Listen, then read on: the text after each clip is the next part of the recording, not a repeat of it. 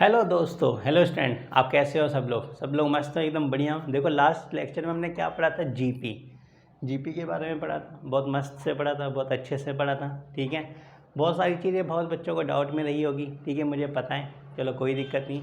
नया लेक्चर है, नए तरीके से स्टार्ट करेंगे। नई सुबह देखो, नई सुबह हमेशा कुछ ना कुछ नया लेकर आती है। तो आज के भी जो हमारा लेक्चर है कुछ ना कुछ हमारे लिए नया लेकर आएगा, ये बात तो डेफिनेटली है।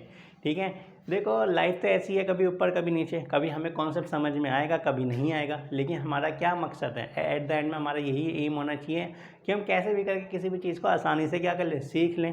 ओके, और जो भी हमारा मेन मोटो है, ठीक है, चाहे बोर्ड एग्जाम से पॉइंट ऑफ व्यू से हो, चाहे वो मेंस के एग्जाम के पॉइंट ऑफ व्यू से, वो सारी की सारी चीज़ें बेसिकली क्या हो, हमारी पूरी हो जाएँ। ठीक है, तो देखो लाइफ में अप डाउन लगा रहेगा। ठीक है, बट एट द एंड में हमारा क्या है? Focus is very important. ठीक है, इंटीग्रेट इन दी, ठीक है, प्रिपरेशन ऑफ नीड्स और इवन, ठीक है, बोर्ड एग्जाम्स। ठीक है, ये बहुत इंपॉर्टेंट फैक्टर्स होता है। तो फोकस के साथ चीज़ें करना बहुत ज़रूरी है। देखो लाइफ में मज़े भी लो, मस्त भी लो। मौसम भी बहुत आजकल बहुत काफ़ी सुहाना हो रहा है। ठीक है, यूपी में तो बहुत बारिश हो रही है। ठीक है, तो यूपी में बारिश हो रही है, हर जगह पानी भर जा रहा है। आजकल सोशल मीडिया पे भी यही चल रहा है, तो अच्छी बात है। चलो कोई नहीं। ठीक है, आज का जो हमारा मेन, ठीक है, टॉपिक है, जितना भी हमने प्रीवियस क्लास में पढ़ा, ठीक है, लेक्चर्स में पढ़ा, उसी को हम आगे आप क्या कर रहे हैं, कंटिन्यू कर रहे हैं। हमने लास्ट टाइम क्वेश्चन नंबर 6 हमने क्या बोला था, नेक्स्ट क्लास में करेंगे। बेसिकली मैंने यहाँ पे क्वेश्चंस लिख दिए आज के लेक्चर के लिए। क्वेश्चन नंबर जो लास्ट लेक्चर्स में था 6, वो आज क्वेश्चन नंबर 1 है। तो बेसिकली उसी का हमें कॉन्सेप्ट क्लियर करना है सबसे पहले, फिर हमें सेकंड, थर्ड, फोर्थ और फिफ्थ आज हम कुछ आगे नया भी पढ़ेंगे। ठीक है, चलो स्टार्ट करते हैं। ठीक है, सबसे पहले देखो क्या है ज्योमेट्री प्रोग्रेशन। हमें पता है ज्योमेट्री प्रोग्रेशन किसे कहते हैं? एक सीरीज जिसमें कॉमन रेशियो क्या हो, थ्रू आउट द सेम हो, उसको हम क्या बोलते हैं? ज्योमेट्रिक प्रोग्रेशन, जीपी बोलते हैं। ठीक है, जीपी में हमने बेसिकली क्या पढ़ लिया? जनरल टर्म फाइंड आउट करना पड़ गया। ठीक है, फर्स्ट टर्म कैसे फाइंड आउट करते हैं, और उससे रिलेटेड हमने कई सारे क्वेश्चन भी कर लिए। ओके, आज हमारा जो नया टॉपिक है वो क्या है? ज्योमेट्री प्रोग्रेशन का if the product of a number is given. इसका मतलब क्या है? देखो हमने एपी में एक बात पढ़ी थी। ठीक है, एपी हमने क्या पढ़ा था? हमने कुछ इस तरह के नंबर फाइंड आउट करने के लिए पढ़ा था, a plus d, A minus D. Okay, कुछ इस तरह की चीज़ें पढ़ी थी 3 टर्म्स के लिए। ठीक है, और 4 टर्म्स के लिए हमने क्या पढ़ा था? A plus d, a plus 3D, a minus d and a minus 3D। ये हमने कितने टर्म के लिए पढ़ा था? बेसिकली 4 के लिए पढ़ा था। इस तरह की चीज़ें पढ़ी थी। इस तरह की चीज़ें कब इस्तेमाल होती है? देखो इस तरह की चीज़ें कब इस्तेमाल होती है? जब हमें एपी में 3 नंबर दे रखे हैं, बट ये नहीं पता हो कि उसकी पोजीशन क्या है। वो 3 नंबर लगातार है, लेकिन ठीक है, वो सेकंड, थर्ड, फोर्थ भी हो सकता है, 5, 6, 7 भी हो सकता है, 8, 9, 10 भी हो सकता है, लेकिन उनकी पोजीशन नहीं पता हमें। ठीक है, जब पोजीशन नहीं पता होती, मगर हमें ये पता है कि टर्म हमें मालूम है, 3 टर्म्स की बात हो रही है। ठीक है, तब इस तरह का हम एपी में क्या करते हैं? कॉन्सेप्ट का इस्तेमाल करते हैं। यही चीज़ अब जीपी में आ गई। मैं आइडेंटिफाई करने के लिए बता रहा हूँ, if the product of a number is given, मतलब जैसे क्वेश्चन पढ़ो, find the 3 numbers in a GP में 3 नंबर हमें फाइंड करने हैं, whose sum is 19 and product is 216। तो जब भी जीपी में प्रोडक्ट का क्वेश्चन देगा, कभी भी, एनी टाइम, एनीवेयर, ओके, तो हमें बेसिकली ये वाला कॉन्सेप्ट लगाना है। कौन सा? ठीक है, उसे अब समझने की कोशिश करते हैं। ठीक है, वो कौन सा कॉन्सेप्ट है बेसिकली हमारे पास? ठीक है, 3 टर्म्स, 3 नंबर्स इन जीपी। जब भी इस तरह का क्वेश्चन देगा, सिमिलरली एपी की तरह है, एपी में हमेशा हमारे पास 3 नंबर है, 1, 2 एंड 3। ओके, ये ऐसे नंबर है जो एपी में है, जो हमेशा हम मिडल वाले को क्या मानते थे? लेट करते थे ए। सिमिलरली यहाँ पे हम मिडल वाले को क्या लेट करेंगे? ए।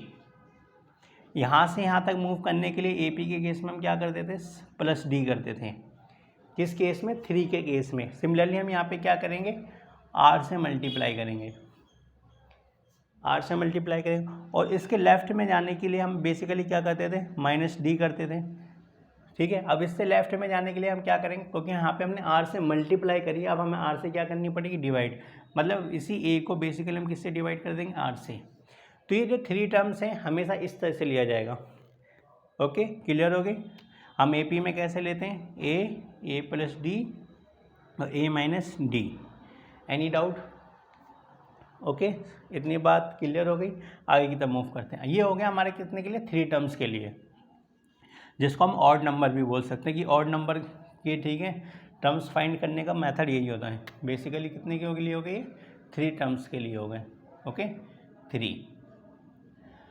अगर सिमिलरली यही क्वेश्चन 5 के लिए आ जाए, यहाँ पे क्या बोल रहे हैं, find the 5 numbers in GP whose sum is 19 और प्रोडक्ट इज 216। अब ऐसे 5 नंबर्स हैं। ओके, तब हमारा सेम कॉन्सेप्ट लगेगा। कॉन्सेप्ट क्या लगेगा, हम मिडिल टर्म को बेसिकली क्या मान लेंगे, ए, लेट कर लिया। अब आगे की ओर मूव करते हैं। अगर जैसे हम इसके राइट की तरफ मूव करेंगे तो आर से हमें मल्टीप्लाई करते हुए चलनी है हर एक सिंगल नंबर में, और जैसे हम लेफ्ट की तरफ मूव करेंगे हमें क्या करना है, 1/r से मल्टीप्लाई करते हुए जाना है। ओके, जैसे हम आर की तरफ मूव करेंगे, ठीक है, बेसिकली हम, ये हमारा राइट की तरफ मूव हो गया, राइट हैंड, और this is left hand. Right की तरफ जब हम मूव करेंगे तो बेसिकली हम इसके जस्ट अगला जो टर्म होगा बेसिकली क्या होगा, ए आर, और इससे जस्ट अगला टर्म क्या होगा, इसमें भी आर से हम क्या कर देंगे, मल्टीप्लाई कर देंगे, तो ए आर स्क्वायर। सिमिलरली अगर हम लेफ्ट की तरफ मूव करेंगे तो बेसिकली क्या हो गया, ए आर। अब इस ए आर में बेसिकली हम फिर क्या करेंगे, आर से डिवाइड कर देंगे, तो आर स्क्वायर। तो 5 के लिए हम बेसिकली कैसे निकाल सकते हैं, ये हमारे कितने के लिए हो गया, 5 के लिए। बेसिकली देखो 3 का ही आएगा एग्जाम में, बट फिर भी हमें पता होना चाहिए कि अगर ऑड नंबर में कभी बात कर लें 3, 5, 7, 9, तो मेथड यही है। ओके, मगर एग्ज़ाम में मोस्टली ये आता है। इतनी बात क्लियर हो गई। ओके, चलो नेक्स्ट इसी टॉपिक को थोड़ा सा और मूव करते हैं आगे की तरफ, ठीक है। अब the question is that 3 numbers but 4 numbers in AP if 4 numbers in GP. अगर जीपी में 4 नंबर है तब कॉन्सेप्ट क्या होगा, सिमिलरली कैसा होगा, AP की तरह। AP में हमने क्या पढ़ा था, देखो 4 टर्म है हमारे पास, first, second, third, fourth, middle में 2 नंबर्स हैं हमारे पास। ओके, तो हमने A + D और A - D, ये मिडल में ये 2 नंबर हमने लेट करे थे, और इससे हमें राइट की तरफ मूव होना है इधर से, और यहाँ से हमें लेफ़्ट की तरफ मूव होना है। तो कॉन्सेप्ट क्या था, अगर राइट की तरफ मूव हो रहे हो, क्योंकि ये इवन वाला पार्ट है तो इसलिए 2D से हम क्या कर देते थे, एडिशन कर देते थे। ओके, सिमिलरली अगर हम इसको लेफ़्ट की तरफ जाएंगे तो -2D कर देते थे इवन में, ठीक है, मतलब ये बेसिकली इवन वाला केस हो गया, ठीक है, 4 का। ओके, तो आगे की तरफ मूव करते तो हमारे पास क्या मिलता है, A + 3D, और सिमिलरली यहाँ पे A - 3D। अब हमारा क्वेश्चन क्या है, ठीक है, कि जीपी के लिए वो 4 टर्म्स क्या होंगे, कैसे होगा, बताओ बच्चों, बताओ कैसे निकालेंगे 4 टर्म्स, बताओ, लगाओ दिमाग लगाओ। तो देखो एक चीज़ समझो, देखो मिडल की बात करें तो मिडल में अगर 2 नंबर हैं, देखो दोनों में A है, इसका मतलब इसमें भी A होगा और इधर भी A होगा। इतनी बात क्लियर हो गई। देखो ऐड कर रहा है, ठीक है, ऐड करने का मतलब ये राइट की तरफ मूव कर रहा है, तो बेसिकली ये R होगा और ये हमारा क्या होगा, स्मॉल r। तो B हमारे मिडिल के 2 नंबर ये हो गए। अब इसके आगे जस्ट आगे वाला क्या होगा, क्योंकि यहाँ पे R तो आएगा, ठीक है, यहाँ पे भी आएगा, यहाँ पे R आएगा डिनोमिनेटर में और यहाँ पे R आएगा, ठीक है, नोमिनेटर में। अब माई क्वेश्चन इज डैट, देखो यहाँ पे हम कितने से आगे बढ़ रहे थे, 2 डिफ्रेंशिएशन, मतलब 2 कॉमन डिफरेंस से बढ़ रहे थे। इसका मतलब अगर मैं यहाँ से यहाँ की तरफ मूव करूँगा, ठीक है, तो मेरा जो R होगा वो किससे इंक्रीज़ होगा, R² से, ठीक है। तो ये हो गया R² से इंक्रीज़, और जब लेफ़्ट की तरफ मूव करूँगा इधर की तरफ, तो मेरा R² से क्या होगा, डिवाइड, ठीक है। तो बेसिकली ये 4 नंबर्स का कॉन्सेप्ट ये है। देखो बेसिकली इसे याद भी कर लेना, ठीक है, टीचर मोस्टली समझाते नहीं है, बस याद करवा देते हैं, ठीक है। याद कराने की वजह से मैंने आपको बस ऐसे लिखवा दिया है। ओके, तो बस इसको पेन डाउन कर लो। ओके, अब हम क्या करते हैं, अगले कॉन्सेप्ट की ओर मूव करते हैं, ठीक है, फिर क्वेश्चंस करेंगे, ठीक है। क्वेश्चन को हम एट द एंड में लेंगे, ये चलो अभी ले लेते हैं ताकि हमारे पास चीज़ें आसानी हो। तो क्वेश्चन नंबर फर्स्ट क्या कह रहा है, ठीक है, find the 3 numbers are in GP whose sum. Question number first, हमें 3 नंबर्स बोला है, ठीक है, हमने लेट कर लिया, जो 3 नंबर्स है बेसिकली क्या होंगे, 1/r A AR, R in GP, okay. और बोल रहा है इनका सम 19 दे रखा, तो बेसिकली 1 अपॉन में A upon R plus A plus AR equal to 19। First thing is that, ये क्लियर हो गया। देखो A यहाँ से हमारे पास बेसिकली क्या निकल गया कॉमन, डेट इज़ 1 अपॉन में R plus 1 plus R equal to 19।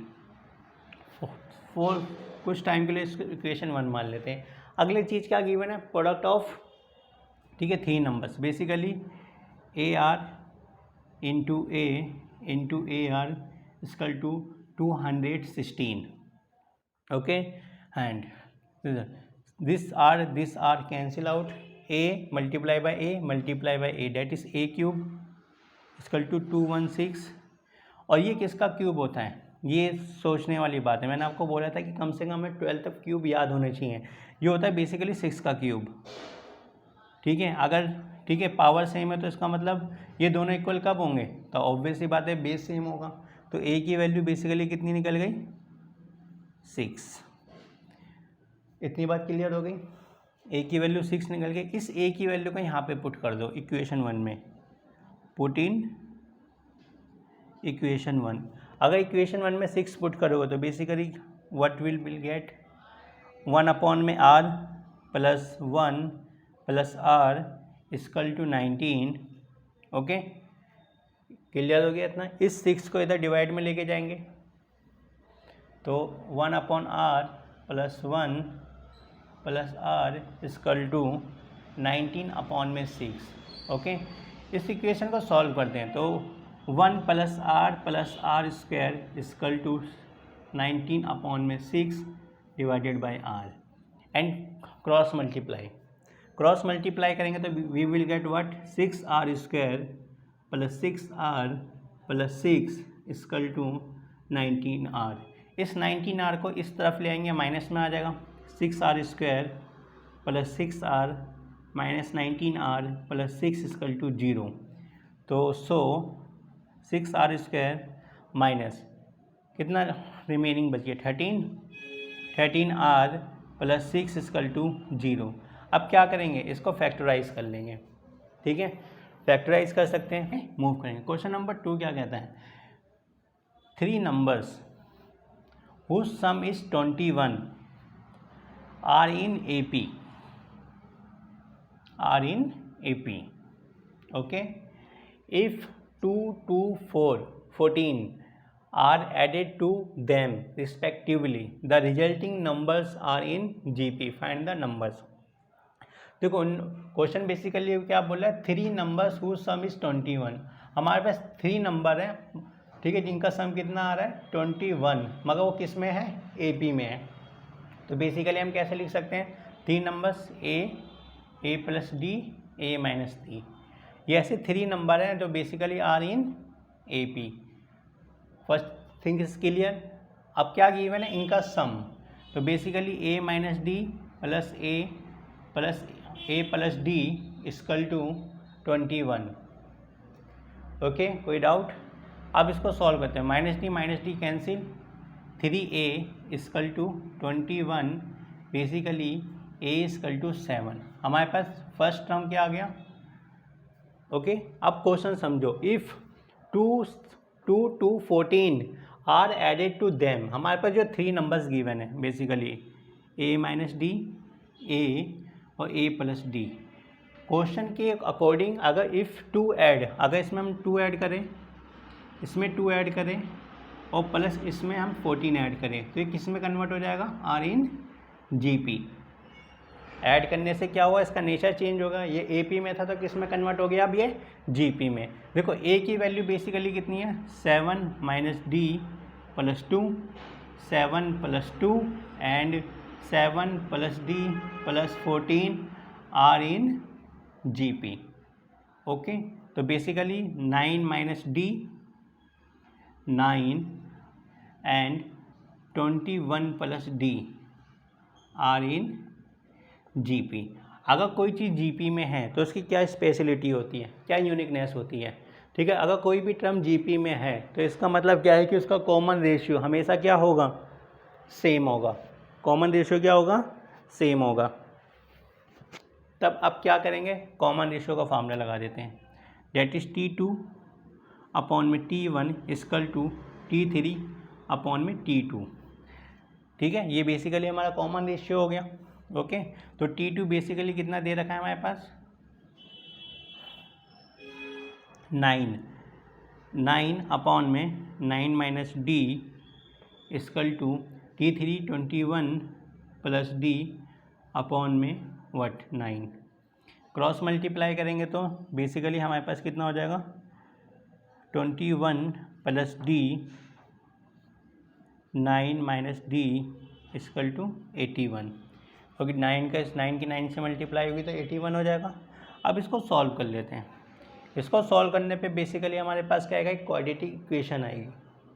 किस फॉर्म में आएगी, डी स्क्वायर की फॉर्म में। ओके, तो सॉल्व करके देखते हैं। ठीक है, basically 9 18 minus 21D plus 19D minus D square equal to 81 and इसको सॉल्व करते हैं और बेसिकली। ओके, सो इन दोनों को अगर सब्ट्रैक्ट करेंगे तो कितना हो गया हमारे पास, ठीक है, 11 21 12 हो गया। ओके, तो बेसिकली यहाँ पे हमारे पास क्या हुआ, माइनस डी स्क्वायर, इन दोनों को सॉल्व करा तो बेसिकली माइनस का 12D और ये हमारे पास कितना है, प्लस का 189 इक्वल टू 81। इस 81 को इस तरफ ले आएंगे तो basically D square minus 12D plus 189 minus 81 equal to 0। इसको अगर सॉल्व करेंगे तो हमारे पास कितना आ रहा है बेसिकली, ठीक है, तो बेसिकली आ गया हमारे पास 8 0 1 प्लस का, ओके, इक्वल टू 0। ठीक है, मल्टीप्लाई बाय -1 तो we will get what, D square plus 12D minus 108। और इसको सॉल्व करने पे हमारे पास डी की 2 वैल्यूज़ आएगी, क्योंकि क्वाड्रेटिक इक्वेशन है तो डी की हमारे पास कितनी 2 वैल्यूज़ आएगी।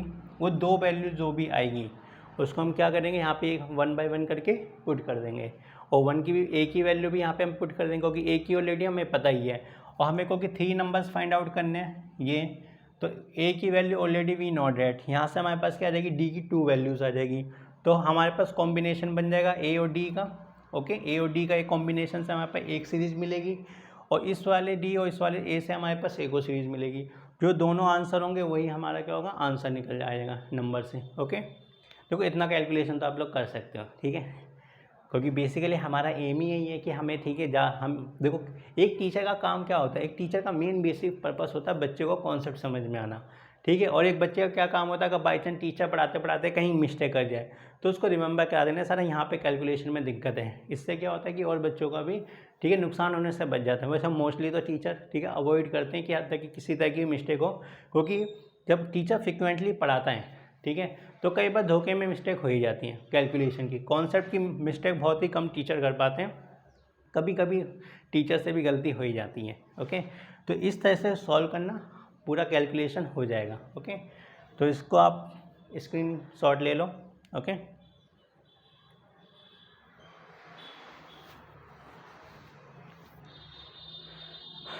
अब आगे की तरफ हम क्या करते हैं, मूव करते हैं। इतनी बात क्लियर हो गई। देखो यही है मैथमेटिक्स में, यही है, एक बार कॉन्सेप्ट क्लियर हो गया और हमने 20-30 क्वेश्चन कर लिया, अप्रॉक्सीमेटली 20 to 30 क्वेश्चन अगर हमने किसी कॉन्सेप्ट पे कर लिए फिर तो किसी का, ठीक है, पापा भी हमसे नहीं छीन सकता बेसिकली, ठीक है, फिर तो वो हमारे हाथ में है कि हम उसको और कितना शार्प करेंगे, कितना ख़राब करेंगे। लेकिन इनिशियली हमें क्या होता है, किसी भी टॉपिक पर एटलीस्ट 20 to 15 क्वेश्चन, ठीक है, एट द टाइम हमें करना बहुत ज़्यादा ज़रूरी है। अगर एट द टाइम हम अगर नहीं करेंगे तो हमारे लिए क्या आ जाएगी, मुश्किल हो जाएगी। इसलिए कोई भी कॉन्सेप्ट अगर सीखो तो ट्राई करो कम से कम इस पर 20 क्वेश्चन करने की एटलीस्ट। जैसे मैंने एपी पढ़ाया, एपी के जितना कॉन्सेप्ट पढ़ाया उस पर बेसिक कॉन्सेप्ट पे 20 क्वेश्चन कर लिए। जीपी पढ़ाया, जीपी पे जो बेसिकली मैंने क्वेश्चन पढ़ाए उसको करने की कोशिश करो। जैसे इस फॉर्मेट पे मैंने क्वेश्चन पढ़ाया, ठीक है, कि हाँ 3 नंबर्स जो जीपी के लिए जाते कैसे लिए जाते हैं, और फिर मैंने देखो जीपी का कनेक्शन एपी के साथ बना के कैसे कनेक्शन करवाया, ठीक है। तो इस तरह की क्वेश्चन को प्रैक्टिस करोगे तो आपको सारी चीज़ें क्लियर हो जाएगी। ओके, तो बेसिकली आज हमने क्या करा, कंप्लीट करा, ठीक है, कि अगर नंबर्स प्रोडक्ट में गिवन हो जीपी सीरीज़ में तो हम कैसे लेते हैं। ये एक क्या कह सकते हो, एक इसको पहचानने की वो होती है, ठीक है, मेथड कि अगर जीपी में 3 नंबर का प्रोडक्ट दे रखा है या 4 नंबर का प्रोडक्ट दे रखा है, 5 टर्म्स का प्रोडक्ट दे रखा है नंबर्स का, तो उसको हम कैसे करेंगे। ओके,